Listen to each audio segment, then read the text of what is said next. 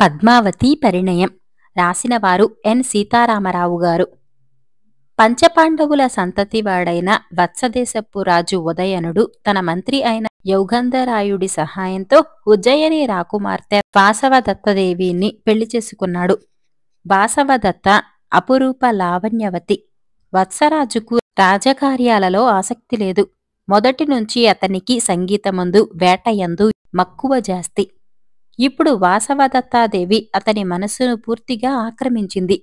అందుచేత రాజు రాజ్యభారమంతా మంత్రి అయిన యౌగంధరాయుడిపైన, సేనాపతి అయిన రుమణ్వంతుడిపైన వేసి వాసవదత్తాదేవిని వెంట ఉంచుకొని వేటలలోనూ విలాసాలలోనూ మునిగి తేలసాగాడు. ఒకప్పుడు చంద్రవంశపు రాజులు హస్తినాపురం రాజధానిగా పెట్టుకుని భారతదేశమంతా ఏలారు.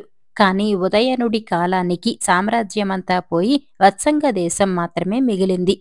రాజును భోగలాలసత నుంచి మరల్చకపోయినట్టయితే ఈ ఉన్నది కూడా ఓడిపోతుందని యౌగంధరాయనుడు భయపడ్డాడు. ఆయన ఒక రాత్రి రుమణ్వంతుణ్ణి తన ఇంటికి భోజనానికి పిలిచి కర్తవ్యం గురించి చర్చించాడు. యౌగంధరాయుడు అంతకు పూర్వమే ఒక ఆలోచన చేశాడు. అదేమంటే ఉదయనుడి శత్రువర్గానికి చెందిన వారిలో ఒకడు మగధరాజు ప్రద్యోతుడు. మగధరాజ్యం వత్సరాజ్యాన్ని ఆనుకుని ఉన్నది. ప్రద్యోతుణ్ణి ఏ విధంగానైనా కూడదీసినట్టయితే ఉదయనుడు సామ్రాజ్యం సంపాదించటానికి వీలు ఏర్పడుతుంది. ప్రద్యోతుడికి పద్మావతి అనే కుమార్తె ఉన్నది. ఆమె చక్కని చుక్క, లక్షణవతి.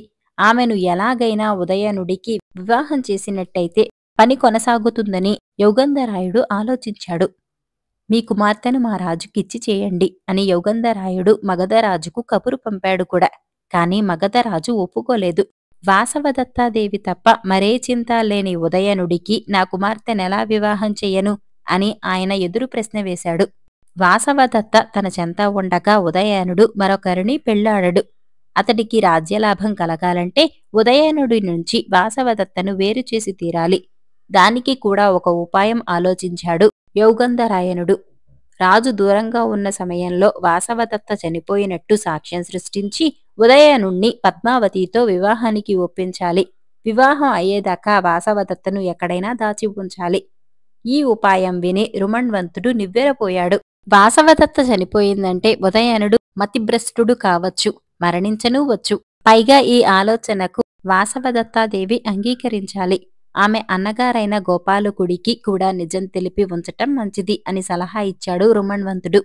ఎవరికీ ఏ ఆపద రాకుండానే గ్రంథం నడిపిస్తానని అభయమిచ్చి యౌగంధరాయనుడు ఉపక్రమించాడు. గోపాలకుణ్ణి పిలిపించి అతనితో రహస్యంగా అంతా చెప్పి ముందుగానే ఒప్పించారు.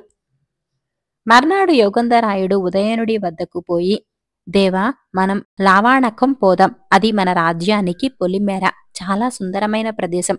అద్భుతమైన వేటభూములున్నాయి. అదీకాక అక్కడి ప్రజలను మగధరాజు పీడిస్తున్నాడట.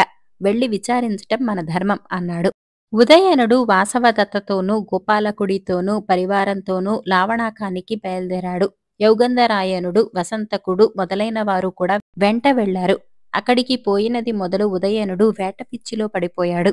ఒకనాడు రాజు చాలా దూరాన గల వేటభూమికి వెళ్లి ఉన్న సమయంలో యౌగంధరాయనుడు వాసవదత్త వద్దకు వెళ్లి తన పన్నాగం ఆమెకు వెల్లడించాడు. తాను చనిపోయినట్టు నటించి రాజుకు బాధ కలిగించటము, కొంతకాలం వియోగం అనుభవించటము వాసవదత్తకు దుర్భరంగా తోచింది.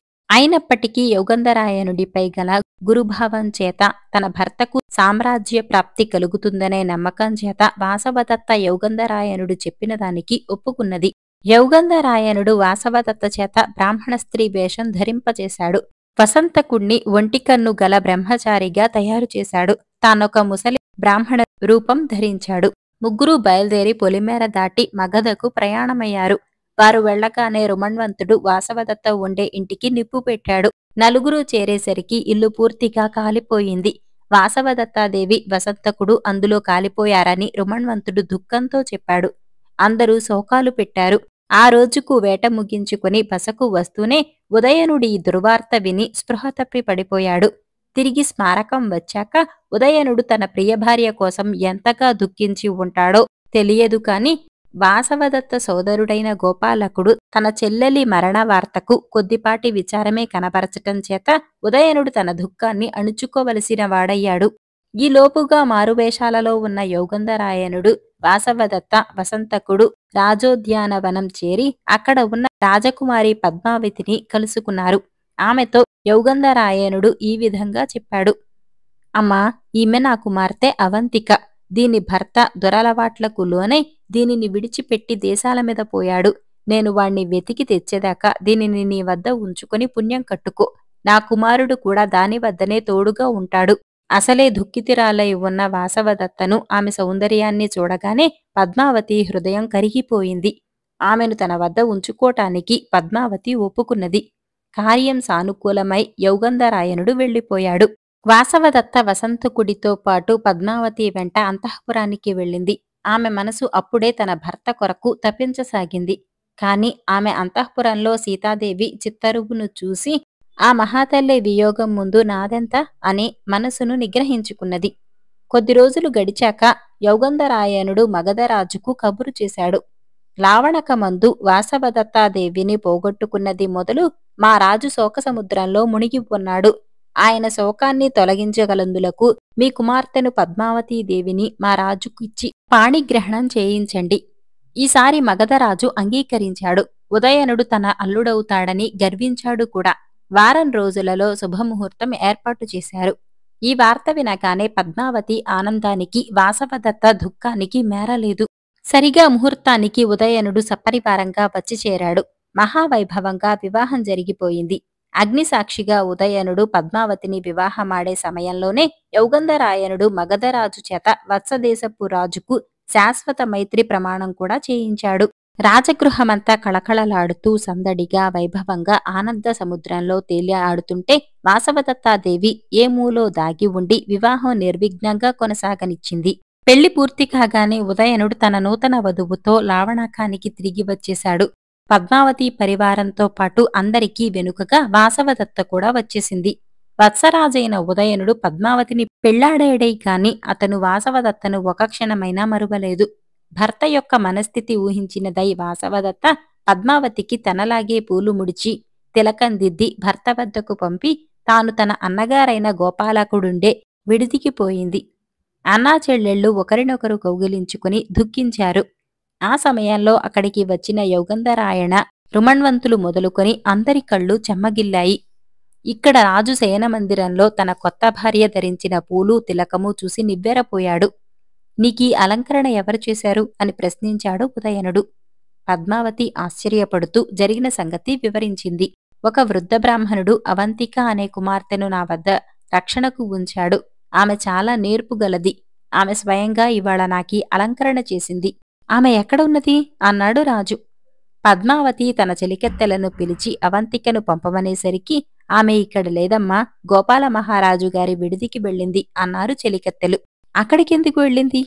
వెళ్ళి వేగిరం నేను రమ్మంటున్నానని పిలుచుకురండి అని ఆజ్ఞాపించింది పద్మావతి. ఈ అవంతిక గోపాలకుడి విడిదికి వెళ్ళిందనేసరికి ఉదయనుడి సందేహం మరింత ఎక్కువైంది. అతను గోపాలకుడి ఇంటికి వెళ్లి వాసవదత్తను చూశాడు. అతని ఆనందానికి అంతులేదు.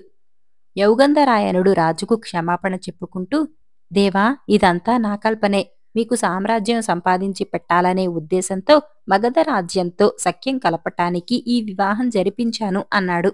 అలా అనకండి. నేను రాజ్యభారాన్ని తోసుకు తిరిగినప్పటికీ దానివల్ల నష్టం కలగకుండా నన్ను మీరు కనిపెట్టి ఉన్నందుకు కృతజ్ఞుణ్ణి అన్నాడు వత్సరాజు. వాసవదత్త దొరికిన తర్వాత వత్సరాజు ఉదయనుడికి పద్మావతీదేవి యొక్క ఔదార్యం అర్థమైంది. అతను ఇద్దరు భార్యలను సమంగా ప్రేమిస్తూ మితిలేని ఆనందం పొందాడు. గుడ్డి న్యాయం రాసినవారు పి. శ్యామలాకుమారి గారు. ఒక గ్రామంలో ఇద్దరు అన్నదమ్ములుండేవారు.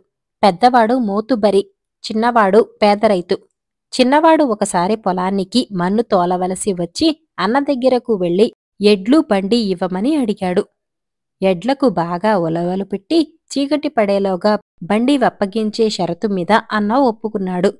తమ్ముడు పని ముగించుకొని బండి అన్న ఇంటికి తొందరగా తోలుకురావటంలో అజాగ్రత్త వల్ల ఒక ఎద్దు కొమ్ము గోడకు తగిలి అది దాదాపు మొదలంటా విరిగిపోయింది. అన్న తమ్ముడిపై కోపించి వ్యాజ్యం వేయదలిచాడు. న్యాయాధికారి పొరుగు బస్తీలో ఉన్నాడు. అప్పటికప్పుడే బయలుదేరి అన్నదమ్ములిద్దరూ ఆ గ్రామానికి వెళ్లారు.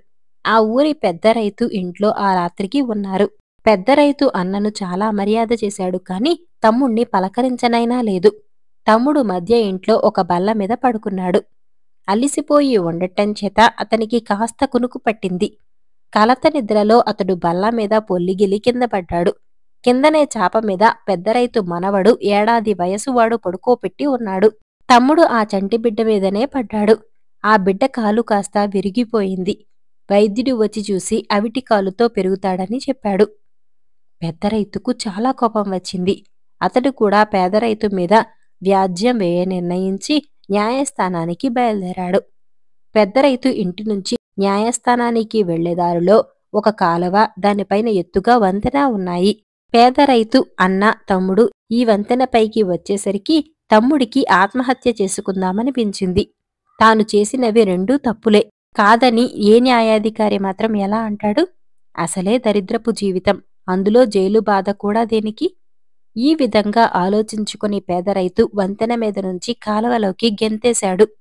కాని అదే సమయంలో వంతెన కింద నుంచి ఒక పడవ యువతలికి రావటము, ఆ పడవ టాపు పైన పడుకొని ఉన్న ఒక మనిషి మీద పేద రైతు పడటము, ఆ మనిషి చావటమూ జరిగింది.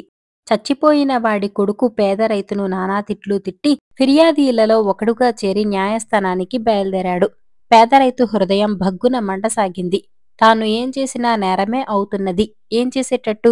ఇన్ని ఘోరాలు తెలియక చేశాను, ఈసారి తెలిసి చేస్తాను. న్యాయాధికారి నాకు విరుద్ధంగా తీర్పిచ్చాడో వాడి మాడు పగల కొట్టేస్తాను అనుకుని పేద రైతు దారిలో కనపడిన ఇటుక ముక్క పెద్దది ఒకటి తన పైపంచలో మూటకట్టుకుని ఫిర్యాదీలతో పాటు న్యాయస్థానానికి వెళ్లాడు. మొదటక మోతుబరి అయిన అన్నగారు తమ్ముడిపై ఫిర్యాదు చేశాడు. తన దగ్గర బండి, ఎడ్లు తీసుకుని వాడుకోవటమే కాక బండి తోలేటప్పుడు బుద్ధిపూర్వకంగా ఒక ఎద్దు కొమ్ము విరక్కొట్టాడని అన్న న్యాయాధికారితో అన్నాడు. ఈ సమయంలో తమ్ముడు తన పైబట్ట కొంగున కట్టి ఉంచిన ఇటుకరాతి మూట ఎత్తి న్యాయాధికారికి చూపించాడు. ముద్దాయి తనకు 100 రూపాయలు ఇస్తానని సంజ్ఞ చేస్తున్నాడనుకుని న్యాయాధికారి ఈ విధంగా తీర్పు చెప్పాడు. నీ ఎద్దు కొమ్ము విరక్కొట్టాడు కనుక ఆ కొమ్ము తిరిగి పెరిగేదాకా ఆ ఎద్దు మేత ఖర్చులు వగైరా తానే భరిస్తూ ఎద్దును తన వద్దనే ఉంచుకోవలసింది. రెండవ ఫిర్యాది బస్తీకి చెందిన పెద్ద రైతుది. ముద్దాయి బల్ల మీద నుంచి పడి చంటివాడి కాలు శాశ్వతంగా అవిటికాలు చేసేశాడని ఫిర్యాదు. ఈసారి కూడా తమ్ముడు ఇటుకరాతి మూట చూపి న్యాయాధికారిని బెదిరించాడు. మళ్ళీ ఇంకో 100 రూపాయలు లంచం కింద ముట్టుతవని న్యాయాధికారి ఈ విధంగా తీర్పు చెప్పాడు. ఫిర్యాది మనవడి కాలు శాశ్వతంగా అవుడైపోయింది కనుక ముద్దాయి తన కుమారుణ్ణి ఏడాది వయసు వాణ్ణి ఫిర్యాదికి ఇచ్చి ఆ అవిటి కుర్రవాణ్ణి తీసుకోవాలి. ముద్దాయికి ఆ వయసు గల కొడుకు లేని పక్షంలో కొడుకు కలిగి ఏడాది వాడయ్యేదాకా ఫిర్యాది ఆగాలి. మూడవ ఫిర్యాదు పడవ ప్రయాణికుడి కొడుకుది.